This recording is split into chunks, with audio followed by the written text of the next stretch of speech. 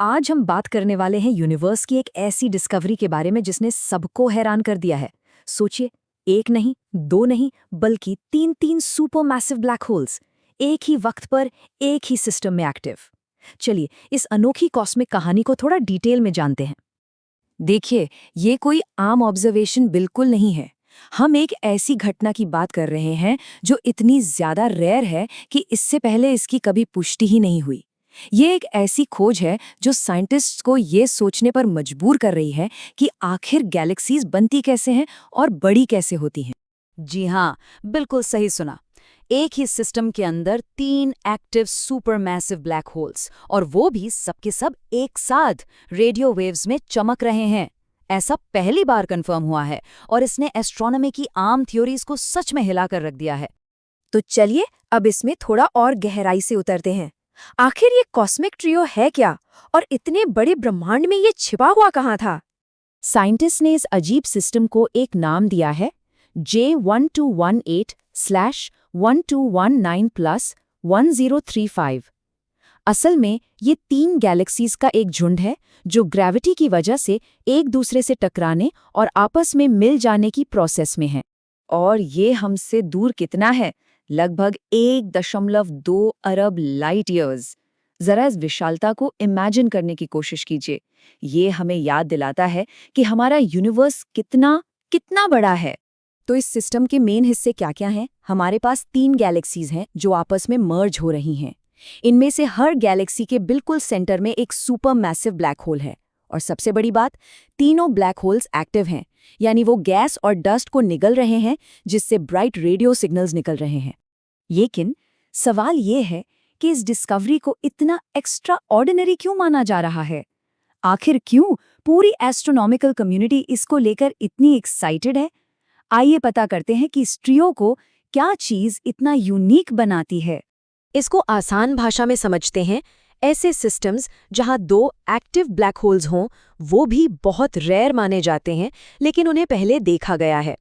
पर एक ऐसा सिस्टम जिसमें 3 active radio bright black holes एक साथ हों, ऐसा तो अब तक सिर्फ थ्योरीज में ही था।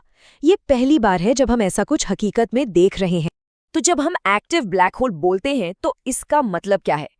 एस्ट्रोनॉमर्स इस चीज को कहते हैं एक्टिव गैलेक्टिक न्यूक्लियस या एजीएन। इसको आप ऐसे समझ सकते हैं कि ये गैलेक्सी का एक super bright high energy centre है जिसे एक सुपर मैसिव ब्लैक होल पार दे रहा है जो लगातार गैस और डस्ट को खा रहा है।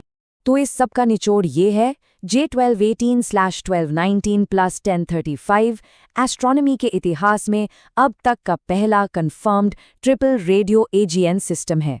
ये सच में एक बहुत बड़ी उपलब्धि है। अब सवाल उठता है कि इतनी दुर्लभ चीज को आखिर खोजा कैसे गया। ये एक तरह से साइंटिफिक जासूसी की कहानी जैसी है जिसमें अलग-अलग टेक्नोलॉजीज और बहुत सारे पेशेंस की जरूरत पड़ी। कहानी शुरू हुई नासा के वाइज सैटेलाइट से, जिसे इस सिस्टम से आने वाली कुछ अजीब हीट सिग्नेचर्स यानी इंफ्रारेड लाइट मिली। इसके बाद ऑप्टिकल टेलीस्कोप से एक गैलेक्सी में तो एक्टिविटी कंफर्म हो गई, लेकिन बाकी 2 अभी भी एक रहस्य थे।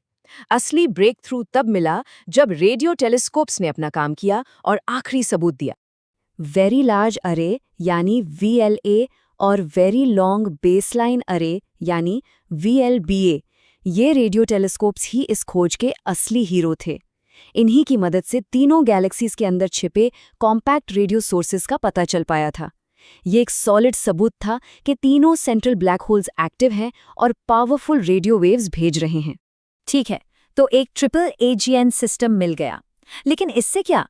इसका हमारे लिए और यूनिवर्स के बारे में हमारी समझ के लिए क्या मतलब है? ये इतना जरूरी क्यों है? ये खोज कई मायनों में इम्पॉर्टेंट है। इससे हमें बड़ी गैलेक्सीज के बनने की प्रक्रिया की एक नायाब झलक मिलती है।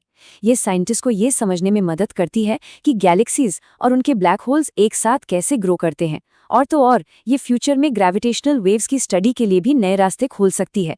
जैसा कि इस स्टडी की लीड रिसर्चर डॉक्टर एमा स्वाट्समैन ने कहा, ये सिस्टम इस तरह की स्टडीज के लिए एक नेचुरल लेबोरेटरी जैसा है।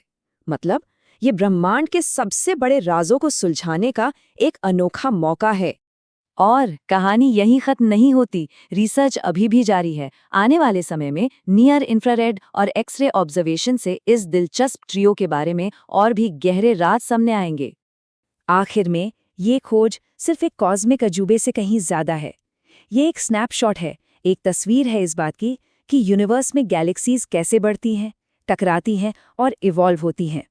ये बिल्कुल यूनिवर्स को क्रिएशन के एक्शन में देखने जैसा है। और ये हमें एक सवाल के साथ छोड़ जाती है। ब्रह्मांड के इस अनंत विस्तार में ऐसे और कितने अनोखे राज छिपे हैं जो बस खोजे जाने का इंतजार कर रहे हैं।